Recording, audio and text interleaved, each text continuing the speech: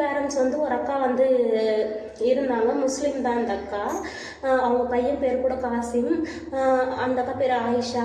அந்த அக்கா தான் வந்து எனக்கு என்ன சொன்னாங்கன்னா, நீங்கள் எங்கேருந்து வரீங்க? இப்போ நம்ம பக்கத்தில் உட்காந்துருந்தா நம்ம பேசுவோம் பார்த்தீங்களா, அந்த மாதிரி பேசும்போது தான் நீங்கள் எங்கேருந்து வரீங்க, என்ன குழந்தைக்கு என்ன பிரச்சனை அப்படின்றது நம்ம பேசும்போது தான் அவங்க வந்துட்டு அத்திப்பட்டு தாண்டி அவங்க ஊர் இருக்குது அப்படின்ற மாதிரி சொல்லியிருந்தாங்க. நான் அங்கேருந்து பொன்னேரிக்கு கூப்பிட்டு வந்து பொன்னேரி கவர்மெண்ட்டில் வந்துட்டு தெரப்பி கொடுக்குறேன் அப்படின்ற மாதிரி சொல்லியிருந்தாங்க. அப்போது அவ்வளோ தூரத்துலேருந்து இவங்க ட்ரெயினில் வந்துட்டு குழந்தைக்கு தெரப்பி கொடுக்குறாங்க அப்படின்றப்போ நம்மளுக்கு வந்துட்டு அப்போ வந்து நான் ரயில்வே ஸ்டேஷன் பக்கத்தில் தான் வாடகைக்கு இருந்தேன். அப்போது நம்ம இங்கேருந்து கும்மிடிப்பூண்டிலேருந்து பொன்னேரி போகணுன்னா 10 நிமிஷம் தான் நம்மளுக்கு ட்ராவல், இல்லைன்னா 15 நிமிஷம் தான் ட்ராவல் ஆகும். அங்கேருந்து கொஞ்சம் தூரம் தான் நடக்கணும், அந்த ஃபிசியோதெரப்பி சென்டர் இருக்குது. அப்போது நாங்களும் வரலாமாக்கா அப்படின்னு கேட்கும்போது அவங்க என்ன சொன்னாங்க, நீங்கள் வாங்க, குழந்தைங்க எல்லா குழந்தைங்களுக்கும் அவங்க ஃப்ரீயாக தான் பார்க்குறாங்க, காலையில் 10 மணிலேருந்து சாயந்தரம் 4 மணி வரைக்கும் பார்ப்பாங்க, நீங்கள் எப்போ டைம் இருக்குதோ அப்போ வாங்க அப்படின்னு சொல்லியிருந்தாங்க.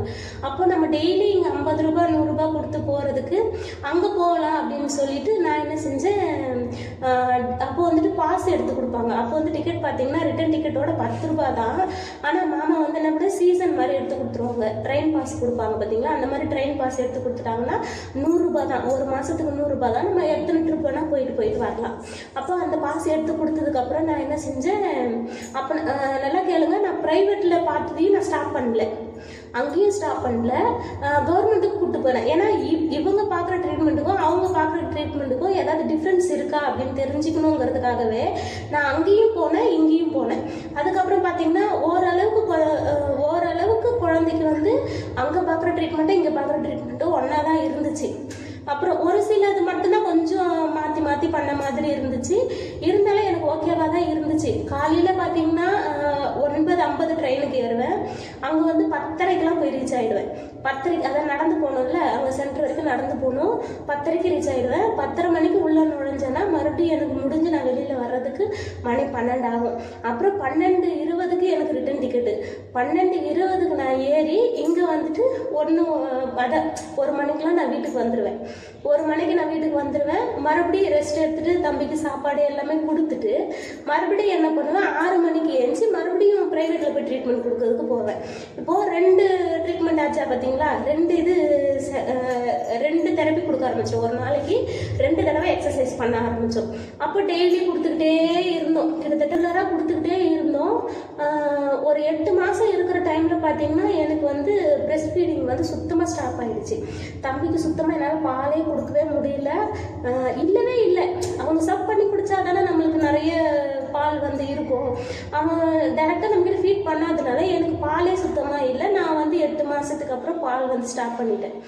இதுக்கு இடையில வந்து அவங்க வந்து பால் பவுடர்லாம் டாக்டர் வந்து எனக்கு எழுதி தான் கொடுத்துருந்தாங்க, ஏன்னா வெயிட் வந்து இன்க்ரீஸ் ஆகலை அப்படிங்கிறதுக்காக எனக்கு பால் பவுடர் வந்து எழுதி தான் கொடுத்துருந்தாங்க. அந்த பால் பவுடரும் கொடுத்துட்டே இருந்தேன். இதுக்கு இடையில என்னோட பாலுமே நான் தம்பி கொடுத்துக்கிட்டே தான் இருந்தேன். அப்படின்றப்போ சுத்தமாக ஒரு கட்டத்தில் இல்லை அப்படின்றப்போ பால் பவுடரே நம்ம கொடுக்க முடியாது அப்படின்னு சொல்லிட்டு அதுக்கப்புறம் நான் ஃபுட்டு கொடுக்க ஆரம்பித்தேன். அதாவது எல்லாரும் 6 மாதத்துலேருந்து ஃபுட்டு ஸ்டார்ட் பண்ணுவாங்க, நான் வந்து 8 மாதம் 9 மாதம் ஆயிடுச்சு தம்பிக்கு வந்து ஃபுட்டு கொடுக்க ஆரம்பிக்கும் போது. கிட்டத்தட்ட 9 மாதமே ஆயிடுச்சுன்னு கூட சொல்லலாம். ஏன்னா வந்து தம்பி வந்து அது வரைக்கும் லிக்விடாகவே சாப்பிட்ட அவனுக்கு நம்ம ஃபுட்டு எது கொடுத்தாலும் அவனுக்கு செமிக்கவே இல்லை. எப்போ பாரு அவனுக்கு புறக்கு ஏறிக்கிட்டே இருக்கும், பால் குடித்தாலுமே அவனுக்கு புறக்கு ஏறும். மறுபடியும் ஃபுட்டு கொடுக்குறோம் அப்படின்றப்போ புறக்கு ஏறிக்கிட்டே இருக்கும், சளி பிடிச்சிக்கிட்டே இருக்கும். தம்பி எப்படி ஒரு மாதிரி டல் ஆகிட்டே இருப்பான் சாப்பாடு நம்ம கொடுத்தாலும். அப்போ தான் ஒருத்தவங்க என்ன சொன்னாங்கன்னா, நீ வந்துட்டு அவன் புறக்கேறது அவன் சாப்பிட மாட்டேன்னா அப்படின்னு சாப்பாடு நிறுத்திட்டான்னா மறுபடியும் அவனுக்கு வந்து சாப்பிட வைக்கிறது ரொம்ப கஷ்டம், நீ கொஞ்சம் கொஞ்சமாக கொடுத்து அவனுக்கு நல்லா பழகு அப்படின்னு சொல்லிட்டாங்க. அதுக்கப்புறம் நான் கொஞ்சம் கொஞ்சமாக தான் சாப்பாடு வந்து கொடுக்க ஆரம்பித்து, அதுக்கப்புறம் சாப்பாடு வந்து ஒரு வயசு 1.5 வயசுக்குள்ளெல்லாம் தம்பி வந்து சாப்பாட்டுக்கு நல்லா டைஜஷன் ஆக ஆரம்பிச்சது. தம்பிக்கு ஓரளவுக்கு ஃபுட்டு வந்து அவனுக்கு செட் ஆயிடுச்சு. பாலும் பார்த்தீங்கன்னா ஒரு நாளைக்கு 3 டைம் 4 டைம் கொடுப்பேன். காலையில் எந்திரிச்ச உடனே ஒரு டம்ளர் கொடுப்பேன், மதியம் ஒரு 11 மணிக்கு ஒரு டம்ளர் கொடுப்பேன், சாயந்தரம் 4 மணிக்கு ஒன்று கொடுப்பேன், நைட்டு ஒரு 9-10 மணிக்கு ஒரு டம்ளர் பால் கொடுப்பேன். கொடுத்துட்டு ஃபிக்ஸ் டேப்லெட் போட்டு தூங்க வச்சிருவேன் தம்பியை. இவ்வளோ தெரப்பி கொடுத்தோம், இவ்வளோ எக்ஸசைஸ் கொடுத்தும் கூட தம்பிக்கு வந்து கழுத்து நிற்கவே இல்லை. கிட்டத்தட்ட தம்பி இப்போ நம்மளை விட்டு போய் நான் 5 மாதம் ஆகுதுன்னு நினைக்கிறேன். இது வரைக்குமே தம்பிக்கு வந்து கழுத்து நிற்கவே இல்லை. அதுதான் எங்கள் பிரச்சனையே. சுத்தமாக நம்ம எவ்வளோ எஃபர்ட் போட்டாலும் அதுக்கு இம்ப்ரூவ்மெண்ட் சுத்தமாக இல்லை. தம்பிக்கு ஃபிக்ஸுமே கண்ட்ரோல் ஆகலை. ஃபிக்ஸ் இல்லாத குழந்தைங்க ஓரளவுக்கு ஆக்டிவாக இருக்காங்க. அதாவது ஆக்டிவாக இருக்காங்கன்னா ஓரளவுக்கு உட்காருவாங்க. ஆனால் இந்த மாதிரி குழந்தைங்கன்னு கண்டுபிடிச்சிட முடியும். ஆனால் அவங்களால வந்துட்டு எப்படி சொல்கிறது, இந்த மாதிரி குழந்தை தான் ஓரளவுக்கு ஆக்டிவாக இருப்பாங்க. அந்த மாதிரி ஃபிக்ஸ் இல்லாத குழந்தைங்களாம் இருக்கிறாங்க. ஃபிக்ஸ் வந்துகிட்டே இருக்கிற குழந்தைங்களுக்கு நம்ம எவ்வளோ எஃபர்ட் போட்டாலும் அது வந்து டெவலப்பே ஆகாது. அந்த மாதிரி தம்பிக்கு வந்து சுத்தமாக டெவலப்பே கிடையாது. எவ்வளோ கஷ்டப்பட்டு எவ்வளோ ட்ரீட்மெண்ட் எடுத்தோம். அதுக்கப்புறம் 1.5 வயசு இருக்கும்போது என் மாமியார் வந்து, அதான் எங்கள் அத்தை வந்து கடை வச்சுருக்காங்க. அந்த கடைக்கு வந்தவங்க வந்து யாரோ வந்து டிவியில் பார்த்துட்டு ஒரு ஆட் பார்த்துட்டு இங்கே கூப்பிட்டு போய் குழந்தைய கூப்பிட்டு போனால் சரியாயிடும் அப்படின்னு சொல்லி அண்ணா நகரில் ஒரு ஹாஸ்பிட்டல் சொல்லியிருந்தாங்க. அப்போ வந்து நாங்கள் அதை அவங்க சொன்னதுனால சரி கரெக்டாக தம்பிக்கு சரியாயிடும் அப்படின்னு சொல்லி 1.5 வயசில் அந்த ட்ரீட்மெண்ட் கொடுக்க ஸ்டார்ட் பண்ணோம். போனோம். அதாவது நான் கவர்மெண்ட்டில் வந்து மாத்திரை வந்து ஸ்டாப் பண்ணிட்டேன். ஃபிக்ஸ் டேப்லெட் வந்து ஸ்டாப் பண்ணிவிட்டு 15 நாளைக்கு ஒரு முறை பார்த்தீங்கன்னா தம்பிக்கு வந்து 8000 ஆகும். 15 நாளைக்கு, ஒரு மாதத்துக்கு 15,000 16,000 ஆகிடும் தம்பிக்கு. கிட்டத்தட்ட ஒரு 8 மாதம் பார்த்தோம் ட்ரீட்மெண்ட்டு. 15 நாளைக்கு ஒரு முறைன்னு தம்பியை கூட்டு போய் காமிப்போம். கிட்டத்தட்ட ஒரு 8-9 மாதம் கிட்ட பார்த்தோம். ஒரு இம்ப்ரூவ்மெண்ட்டுமே கிடையாது. ஆனால் அந்த டாக்டர் நம்ம கிட்ட பேசும்போது அப்படியே வாழைப்பழம் மாதிரி பேசுவாங்கன்னு சொல்லுவாங்க பார்த்தீங்களா, அதே மாதிரி தான் பேசுனாங்க. அவங்க பேர்லாம் நான் சொல்ல விரும்பலை. அவங்களோட டார்கெட் என்னன்னா, ஒரு குழந்தை இம்ப்ரூவ்மெண்ட் ஆகும், ஃபிக்ஸ் இல்லாத குழந்தை இம்ப்ரூவ்மெண்ட் ஆகும் அப்படின்னா அந்த குழந்தை வந்து ஃபிக்ஸ் இல்லைனாலே குழந்தை ஓரளவுக்கு இம்ப்ரூவ்மெண்ட் ஆயிடுவாங்க.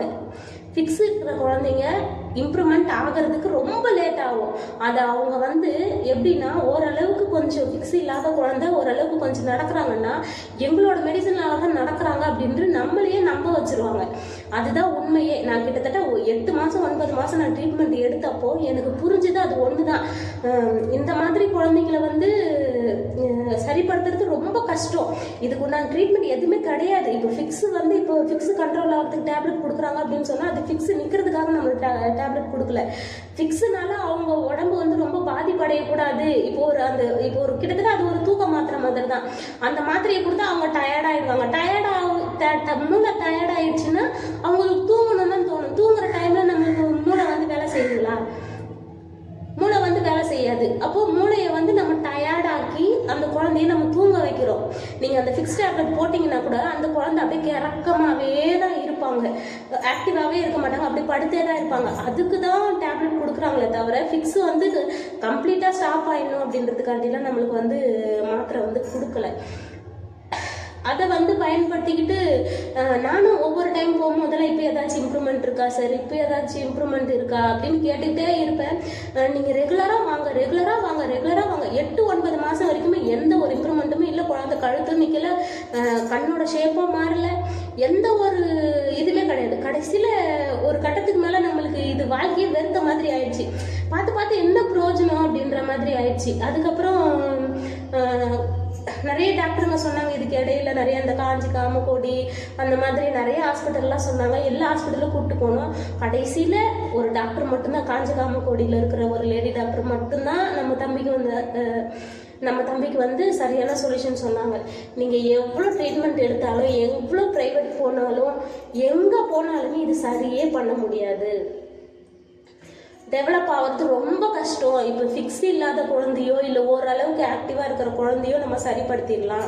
இந்த மாதிரி இருக்கிற குழந்தைய சரிப்படுத்துறது ரொம்ப கஷ்டம். எங்கேயுமே ட்ரீட்மெண்ட்டே கிடையாது. நீங்கள் காசு கொடுத்து எங்கேயும் ஏமாறாதீங்க அப்படின்னே சொல்லிட்டாங்க. இப்போ என்கிட்டயுமே நீங்கள் ட்ரீட்மெண்ட் எடுங்க நான் சொல்லவே கிடையாது. நானுமே உங்களுக்கு எக்மோர் பேபி ஹாஸ்பிட்டல் தான் சஜஷன் பண்ணுறேன் அப்படின்னு சொல்லிட்டு அவங்க கொடுப்ப அந்த மெடிக்கல் ஷீட்லேயே எழுதி கொடுத்து நம்மளை அமைச்சிட்டாங்க. அதுக்கப்புறம் நாங்கள் மறுபடியும் ஒரு 8-9 மாதம் பிரேக் எடுத்துட்டோமா, நம்ம அந்த ஃபிக்ஸ் டேப்லெட் கொடுக்காம இந்த டேப்லெட் இந்த ப்ரைவேட்டில் பார்த்தா அந்த டேப்லெட் அந்த சிரப் டைப்பில் கொடுத்துருந்தாங்க, அதுதான் நம்ம கொடுத்துட்டே இருந்தோம். அதனாலேயே நம்மளுக்கு இதில் ஃபிக்ஸ் வந்து இன்க்ரீஸ் ஆக தான் ஆரம்பிச்சது தவிர கொஞ்சம் கூட கம்மியாக ஆகலை. அதுக்கப்புறம் நான் மறுபடி ஒரு 1.5 வயசு 1.25 வயசு இருக்கும்போது நான் மறுபடி எக்மோர் பேபி ஹாஸ்பிட்டலே போயிட்டேன். சரியான திட்டுனாங்க, செம்ம திட்டுனாங்க. உங்களை வந்து பார்க்கவும் மாட்டோம், உங்களுக்கு எந்த ஒரு ட்ரீட்மெண்ட்டுமே உங்களுக்கு கொடுக்கவே கூடாது, உங்களுக்குலாம் குழந்தைங்களுக்கு நல்லது சொன்னால் கூட நீங்கள் கேட்க மாட்டீங்க, அப்படி இப்படின்னு அவங்க திட்டுறதுலேயும் நியாயமாக தான் இருந்துச்சு. கடைசியில் என்ன பண்ண முடியும், நம்ம அங்கே தான் போய் ஆகணும். அப்படின்றப்போ அழுது எப்படியோ சமாளித்து புலம்பி அதுக்கப்புறம் எப்படியோ மறுபடியும் டேப்லெட் கொடுக்க ஆரம்பித்தாங்க. அந்த டேப்லெட் தான் நான் அந்த 1.25 வயசு இருக்கும், 1.25 வயசுலேருந்து தம்பி இப்போது நம்மளை விட்டு போகிற வரைக்குமே நான் அவங்க கிட்ட தான் ட்ரீட்மெண்ட் எடுத்தேன். இதுக்கு இடையில நான் வேறு எந்த ட்ரீட்மெண்ட்டுமே போகலை. அதே ட்ரீட்மெண்ட் தான் தம்பிக்கு கண்டினியூஸாக கொடுத்துக்கிட்டே இருந்தேன். அதுக்கப்புறம் பார்த்தீங்கன்னா 5 வயசுக்கு மேலே தான் தம்பிக்கு வந்து ஒரு நாளைக்கு பார்த்தீங்கன்னா 5 வயசுக்கு முன்னாடி சொல்கிறேன், 5 வயசுக்கு முன்னாடி ஒரு நாளைக்கு எப்படி ஒரு 15 டைம் ஆகுது தம்பிக்கு வந்து ஃபிக்ஸ் வந்துடும். டிஃப்ரெண்ட்டாக வரும். குழந்தையில வந்து நான் சொன்னால இந்த எக்ஸ் மாதிரி வரும். அதுக்கப்புறம் பார்த்தீங்கன்னா அந்த கண் அப்படியே நின்றும், எந்த ஒரு மூமெண்ட்டுமே இருக்காது, பாடி ஷேக் ஆகாது, எதுவுமே ஆகாது. இன்னொரு டைம் என்ன ஆகும்னா கால் மட்டுமே மடக்கி நீட்டிக்கிட்டே இருப்பான். இன்னொரு தடவை என்னாச்சு அப்படின்னு பார்த்தீங்கன்னா கையை வந்து இப்படி மேலே தூக்குனான்னா அந்த கையை கீழே இறக்கவே மாட்டான். நம்ம எவ்வளோதான் பிடிச்சி இழுத்து கையை ஸ்ட்ரைட் பண்ணாலும் ஸ்ட்ரைட் பண்ணவே முடியாது. இது எல்லாமே டிஃப்ரெண்ட்டாக ஏஜ் ஆக டிஃப்ரெண்ட்டாக அவனுக்கு ஃபிக்ஸ் வந்து மாறிக்கிட்டே இருந்துச்சு. அது ஒவ்வொன்றும் நான் வீடியோ எடுத்து கொண்டு போய் காட்டும் போதெல்லாம் இது ஒரு விதமான ஃபிக்ஸ் தான், இப்படியே கேள்விப்பட்டு கடைசியில் மனசு ரொம்ப வெறுத்து போயிடுச்சு. இந்த குழந்தைய இவ்வளோ கஷ்டப்படுது அப்படின்ற மாதிரி ரொம்ப கஷ்டமாயிடுச்சு. 5 வயசுக்கு மேலே தான் தம்பிக்கு வந்து ஃபிக்ஸ் வந்து ஓரளவுக்கு கண்ட்ரோல் ஆச்சு அப்படின்னு பார்த்தீங்கன்னா, அதாவது ஒரு நாளைக்கு 15 முறை, அதுக்கப்புறம் 10 முறை, அது மாதிரி கம்மியாகி 5 வயசுக்கு மேலே ஒரு நாளைக்கு 2 டைமு 3 டைமு அந்த மாதிரி தான் வந்துட்டு அதுக்கப்புறம் ஓரளவுக்கு ஒரு கண்டினியூஸாக ஒரு மாதம்லாம் கூட அவனுக்கு ஃபிக்ஸ் வராமலாம் இருந்திருக்குது. அப்போ டோசேஜ் வந்து கொஞ்சம் கம்மி பண்ண ஆரம்பித்தாங்க. கம்மி பண்ணதுக்கப்புறம் அவனுக்கு வந்து ஃபிக்ஸ் வந்து ஹெவியாக வர்ற மாதிரி இருக்கும். மறுபடியும் அதே டோசேஜுக்கு போனதுக்கப்புறம் ஃபிக்ஸ் கண்ட்ரோல் ஆகும். இதே மாதிரி மாறி தான் தம்பி கடைசி வரைக்குமே நான் இது மாதிரி தான் மாத்திரையை வந்து மாற்றி கொடுத்துமே தவிர, அதாவது டோசேஜ் அதிகமாக டோசேஜ் கம்மியாக இந்த மாதிரி டாக்டர் சொன்னதை மட்டும்தான் நம்ம மாற்றி கொடுத்துமே தவிர வேறு எந்த ட்ரீட்மெண்ட்டும் நான் கொடுக்கவே கிடையாது தம்பிக்கு. வீடியோ வந்து ரொம்ப லென்த்தாக போயிடுச்சு அப்படின்னு நினைக்கிறேன். ரொம்ப லென்த்தாக போனாலும் நான் பார்ட் 1 பார்ட் 2 போடுறேன், பாருங்கள். இப்போ வந்து நிறைய சப்ஸ்கிரைபர் புதுசாக வந்தவங்களுக்கு தெரியல அப்படின்றதுனால தான் உங்களுக்கு கொஞ்சம் கிளியராக நான் சொல்லியிருக்கேன். இதில் ஏதாவது உங்களுக்கு டவுட் இருந்துச்சுன்னா கண்டிப்பாக நீங்கள் கமெண்ட் செக்ஷனில் சொல்லுங்கள், நான் அதுக்கும் வீடியோ போடுறேன். அடுத்து என்ன அப்படின்னு பார்த்தீங்கன்னா, ஃபுட்டு எந்த மாதிரி ஃபுட்டு கொடுக்கலாம் அப்படின்லாம் கேட்டிருக்கீங்க. நான் தம்பிக்கு எந்த மாதிரி ஃபுட்டுலாம் கொடுத்தேன் அப்படின்றத நான் கண்டிப்பாக நெக்ஸ்ட் வீடியோவில் நான் போடுறேன். இந்த வீடியோவில் பார்த்தீங்கன்னா நான் சொன்னது எல்லாமே என்னோட அனுபவத்தில் நான் சொன்னது. நான் தம்பியை வச்சுக்கிட்டு என்னோட அனுபவத்தில் நான் அனுபவிச்சதை மட்டும்தான் நான் சொல்கிறேன். நான் வந்துட்டு உங்களை நீங்கள் அங்கே போங்க இங்கே போங்கன்னு நான் சஜஷன் பண்ணவே கிடையாது. நீங்கள் குழந்தைய நல்லா பார்த்துக்குங்க, எனக்கு அதுவே போதும். என்னோட கருத்து என்னோட அனுபவமே தவிர வேறு யார் சொல்லியுமே நான் சொன்னது கிடையாது.